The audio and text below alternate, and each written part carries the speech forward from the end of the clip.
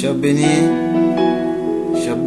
en notre Tata Nzambe, nos frères et sœurs bien-aimés de par le monde, bonjour, bonsoir. Bonjour peuple bantou dispersé à travers le monde, bonjour Haïti chérie. Aujourd'hui on est bref.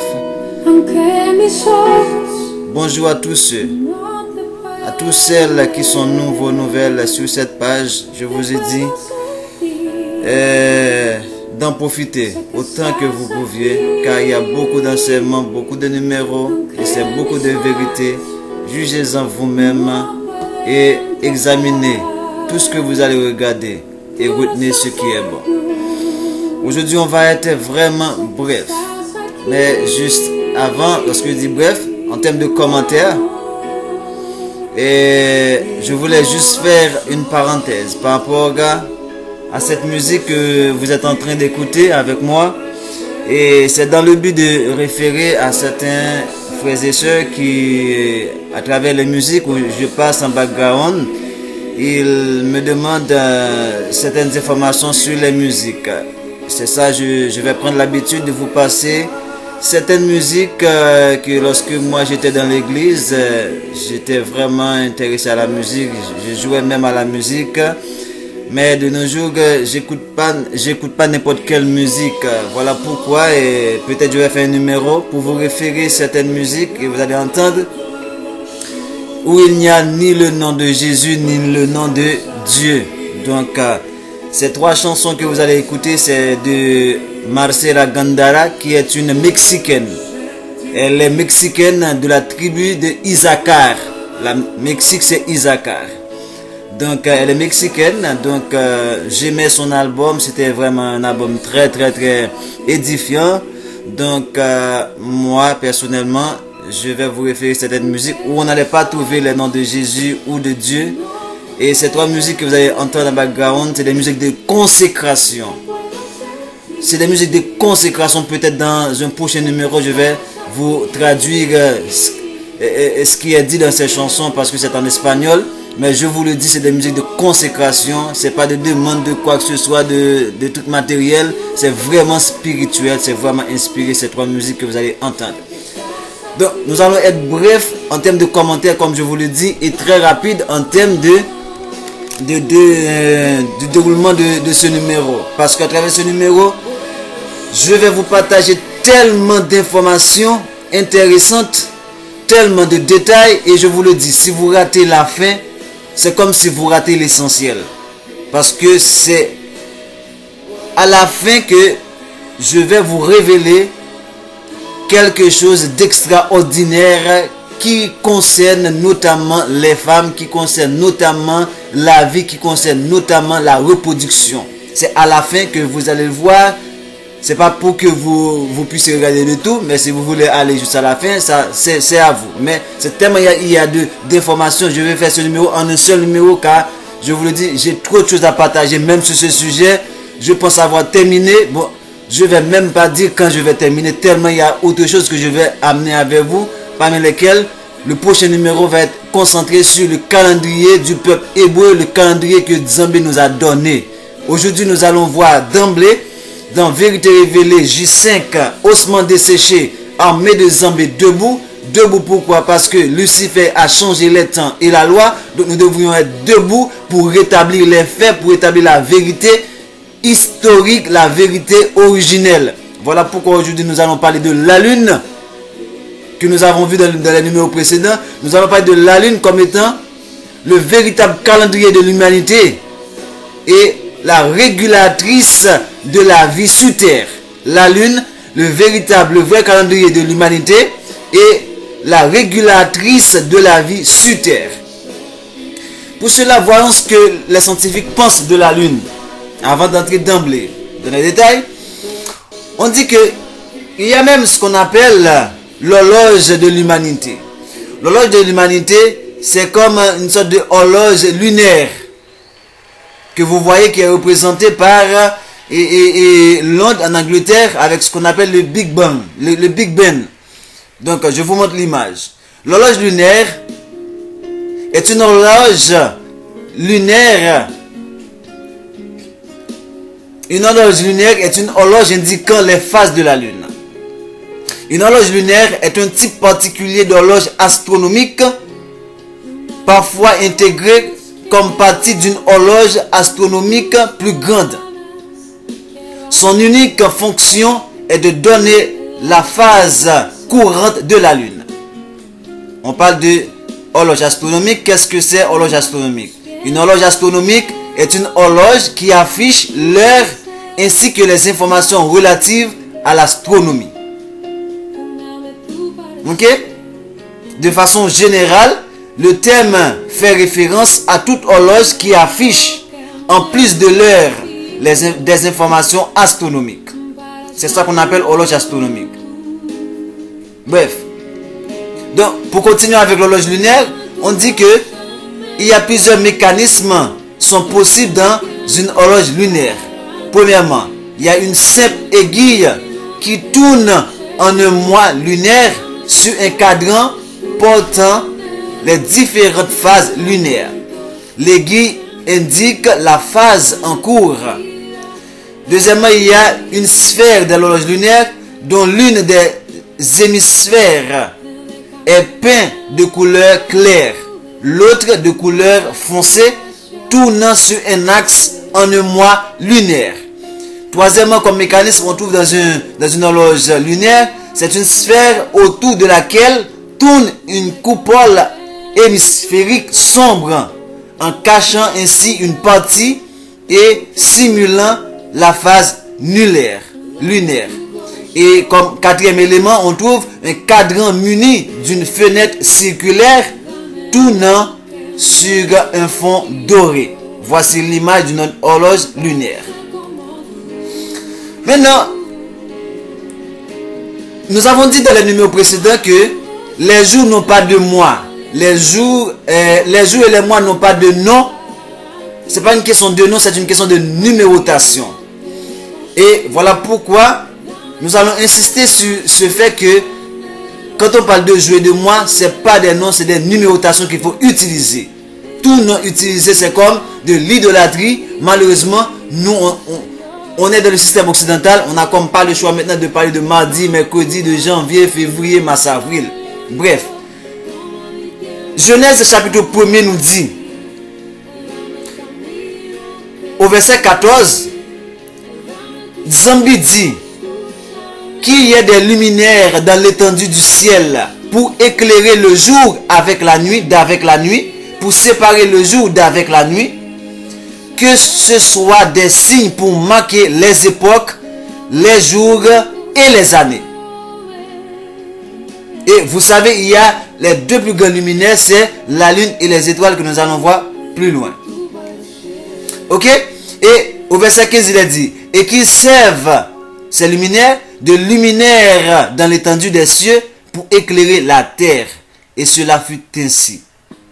Verset 16, Zambi fit les deux grands luminaires, le plus grand luminaire pour présider au jour et le plus petit pour présider à la nuit, et il fit aussi les étoiles. Zambé les plaça dans l'étendue des cieux pour éclairer la terre, pour présider au jour et à la nuit, et pour séparer la nuit, la lumière d'avec les ténèbres. Ainsi Zambé vit que tout cela était bon. Ainsi il y eut un soir et il y eut un matin. Ce fut le premier jour. Ça veut dire, vous voyez, le jour commence à partir du soir. Et ce soir, c'est au coucher du soleil. Donc, ici, qu'est-ce qu'on a vu? On a vu, il y a deux grands luminaires, et parmi lesquels on a la lune. On ne va pas étudier le soleil aujourd'hui, on va étudier la lune de préférence. Donc, c'est ainsi que, au verset 1er, ok? Au verset 1er de Genèse 1er, il est dit, la terre était informe et vide, et il y avait des ténèbres à la surface de l'abîme. Et l'esprit de Zambé se mouvait au-dessus des eaux. Zambé dit que la lumière soit, et la lumière fut. Ainsi, il vit que la lumière était bonne, et ainsi séparer la lumière d'avec la nuit.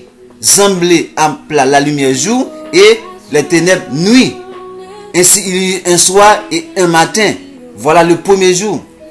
Le premier jour, c'est la création de la lumière et des ténèbres, du moins ce qui s'est séparé. Maintenant, pour éclairer le jour, il y a le luminaire qu'on appelle le soleil, qu'on a vu au verset 14 à 16, et le luminaire pour éclairer la nuit s'appelle la lune. Dans ce contexte, on avait dit que au verset 14, que ces luminaires dans l'étendue des cieux pour séparer le jour d'avec la nuit, que ce soit des signes pour marquer les époques, les jours et les années. C'est ainsi que vous allez voir que dans Genèse chapitre 7, quand on va marquer les jours, les époques et les années, à travers l'histoire du déluge, au verset 10, Genèse 7, verset 10, il est dit, 7 jours après, les eaux du déluge furent sur la terre. L'an 600 de la vie de Noé, le second mois, le 10e jour du mois. Il n'est pas dit le 10 janvier, il n'est pas dit le 10 septembre, le 20 septembre. Il est dit le second mois et le 10e jour du second mois, de ce second mois. En ce jour-là, toutes les sources du grand abîme jaillirent et les écluses des cieux s'ouvrirent. La pluie tomba sur la terre pendant 40 jours et 40 nuits. Et Lévitique 23, verset 32 nous dit, en parlant de la Pâque, il dit, ce sera pour vous un Shabbat, un jour de repos, et vous humilierez vos âmes dès le soir du 9e jour. Ok? Dès le soir du 9e jour jusqu'au soir suivant. Alors que le sabbat c'est un jour, ça veut dire le sabbat c'est dans l'intervalle de 2 soirs. Et je placerai, ok, et vous célébrerez votre Shabbat. Et Néhémie 13 verset 19 dit, puis j'ordonnerai qu'on ferme les portes de Jérusalem avant le Shabbat, dès qu'elle serait dans l'ombre. Ça veut dire dès qu'elle commence à être 6 heures, le coucher du soleil. Dès qu'elle serait dans l'ombre, et qu'on ne les ouvrit qu'après le Shabbat. Et je placerai quelques-uns de mes serviteurs aux portes pour empêcher l'entrée des fardeaux le jour du Shabbat. Vous voyez? Maintenant, et nous allons donner un dernier passage dans le cadre de numérotation des jours, dans Nombre chapitre 9, à partir de versets 10 et 11. Parle aux enfants d'Israël. Ça parle également de Shabbat. Parle aux enfants d'Israël. Et de la Pâque alors. Parle aux enfants d'Israël et dis-leur, si quelqu'un d'entre vous ou de vos descendants est impur à cause de mort, ou est en voyage dans le lointain, avec dans un pays étranger, il célébrera la Pâque en l'honneur de Zambé. Verset 11. C'est au second jour qu'ils la célébreront. C'est au second jour qu'ils la célébreront. Pourquoi? Parce que Lévitique 23, verset 5 nous dit, c'est au second mois alors. Lévitique 23 nous dit, c'est au premier jour, le 14e jour du premier mois. Lévitique 23, verset 5, c'est le 14e jour du premier mois qu'on célèbre la Pâque. Mais si quelqu'un est souillé à cause d'un mort, qu'il a touché à un mort, ou qu'il est dans un pays lointain, il doit célébrer la Pâque de toute façon. Cependant, lui qui n'est pas en Israël, il doit célébrer la Pâque, ou qui est en inconfortabilité pour ça, à cause qu'il est souillé, il doit célébrer la Pâque le second mois, le 14e jour, entre les 2 soirs. Ils la mangeront avec des pains sans levain et des herbes amères. Quand vous êtes sous contravention quelconque ou souillé, ou vous êtes à l'étranger, la Pâque c'est au second mois, le 14e jour du second mois. Mais quand vous êtes en Israël, vous êtes conforme à la loi, vous allez fêter la Pâque le 14e jour du premier mois. Il n'est pas question le 14e jour de janvier, le 14e jour de mars. Il n'est pas question de 14e jour de février, le 14e jour de avril. Il est 14e jour du premier mois ou 14e jour du second mois. Ça, c'est la numérotation des jours. Et Exode, nous vous le dit, Exode 13, verset 14, Exode 13, verset 4 déjà nous avait déjà donné. Et concernant, ok, concernant la sortie du peuple en Égypte, il a dit, Moïse dit au peuple, souvenez-vous de ce jour, ok, souvenez-vous de ce jour où vous êtes sortis d'Égypte, de la maison de servitude, car c'est par sa main forte et puissante, ok, que Zambé vous en a fait sortir. On mangera point de pain sans levain. Vous sortez aujourd'hui dans le mois des épis. Le mois des épis, ça veut dire c'est entre mars et avril. Maintenant, revenons maintenant pour parler de la lune, le luminaire de la vie, la régulatrice de la vie sur la terre. Nous avons dit, Genèse a dit, au chapitre 1er verset 14, que Zambé dit qu'il y a des luminaires dans l'étendue du ciel pour séparer le jour d'avec la nuit. Que ce soit des signes pour marquer les époques, les jours et les mois et les années. Donc, par définition, la lune, nous avons dit que nous allons voir le plus petit, à savoir la lune, le plus petit luminaire, la lune, qui est le calendrier de l'humanité. On dit, la lune est l'unique astre naturel de la Terre. Les gens parlent de satellite. Ok? Nous on parle de luminaire ou de astre. Donc, suivant la désignation systématique des satellites, la lune... Ah oui, je comprends dans le contexte s'ils parlent de la lune parce qu'ils envoient des satellites là-haut. Vous voyez? Ils disent que la lune est l'unique satellite naturel de la Terre. Suivant la désignation systématique des satellites, la lune est appelée Terre 1. Cependant, en pratique, cette forme n'est pas utilisée. Elle est la 5e plus grande satellite du système solaire, avec un diamètre de 3474 km. La distance moyenne séparant la Terre de la Lune est de 384 464 km. La Lune, c'est l'astre le plus proche de la Terre. Voilà pourquoi ils ont changé. Dans le temps, ils avaient dit que c'était le soleil. Voilà pourquoi la semaine commençait dans l'Empire romain à partir de dimanche. Après, ces égarés-là, ces idiots-cités-là, ces idiots ont vu qu'ils ont erré. Ils ont découvert finalement que ce n'était pas le soleil le plus proche de la terre, c'est plutôt la lune qui est la plus proche de la terre. Voilà pourquoi maintenant ils commencent leur semaine avec lundi, qui c'est ce jour de la lune, parce que c'est la lune qui est la plus proche de la terre. Maintenant, caractéristiques physiques de la lune. La lune photographiée par la sonde Galileo le 9 décembre 1990. Ok, on dit que la face visible, on peut voir la face visible de la lune depuis la terre, qu'elle est à droite et on peut voir la face. Ok, si je vous montre cette image, voilà, vous allez voir la face visible de la terre qui est à droite et l'autre à gauche. Regardez bien l'image. La longueur du demi-grand axe entre la lune et la terre est de 384 399 km. Le diamètre moyen de la lune est de 3474 km. La force qu'exerce la terre sur la lune est d'environ 1,95 multiplié par 10 puissance 20 newtons. Ça, c'est de la science. Ok? On va rester, on va poursuivre. Maintenant, parlons de la phase lunaire, les phases lunaires que nous avons vu dans le numéro précédent, qui c'est la nouvelle lune, premier quartier, la pleine lune, dernier quartier.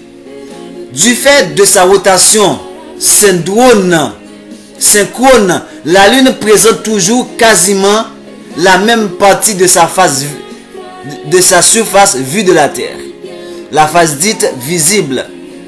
Mais la majorité de la sphère éclairée par le soleil varie autour de 28,53 jours d'un cycle synodique et donc la portion éclairée de la phase visible aussi.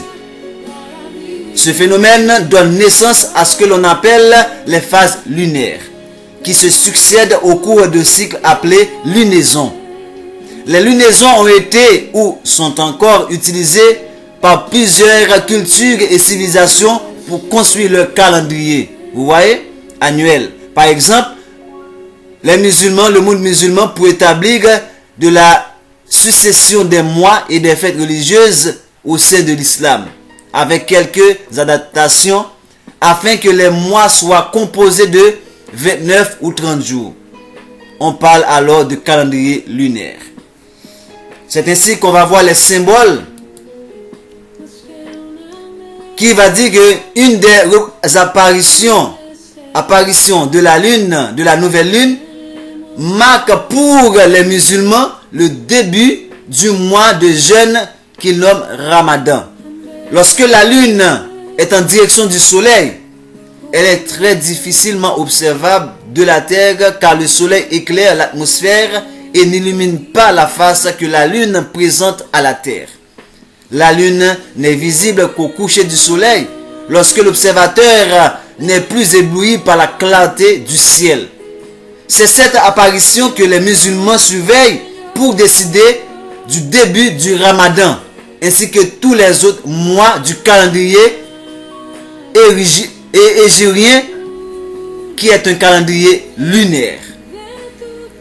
La lune figure de ce fait sur des drapeaux et blasons sous forme de croissant où elle évoque l'Empire ottoman.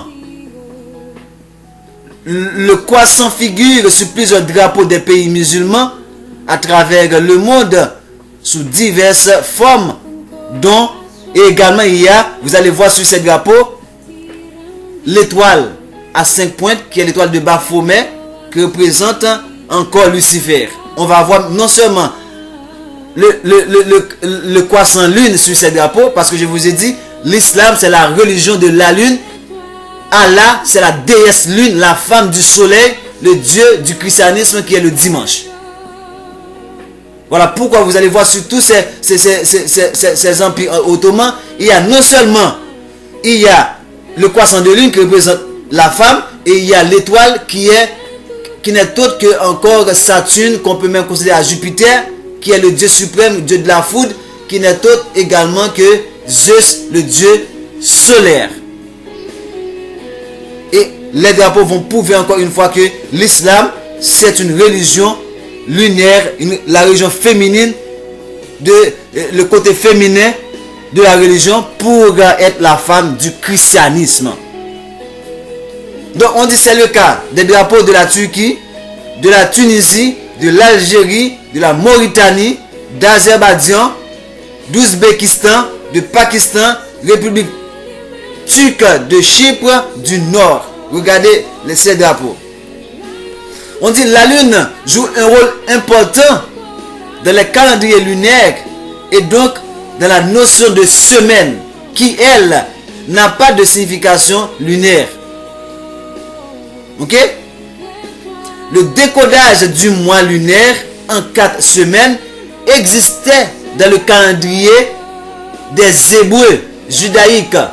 Lorsqu'on dit judaïque, on dit des Hébreux, des Israélites, bantous. Parce qu'on a vu que dans Genèse chapitre 1er, il est dit que Zambé a fait les 2 grands luminaires pour séparer le jour d'avec la nuit, que ce soit des signes pour marquer les époques, les jours et les années. Voilà pourquoi le calendrier de l'Empire romain est basé sur le calendrier des Hébreux antiques qui avait 10 mois, commençant par le mois de mars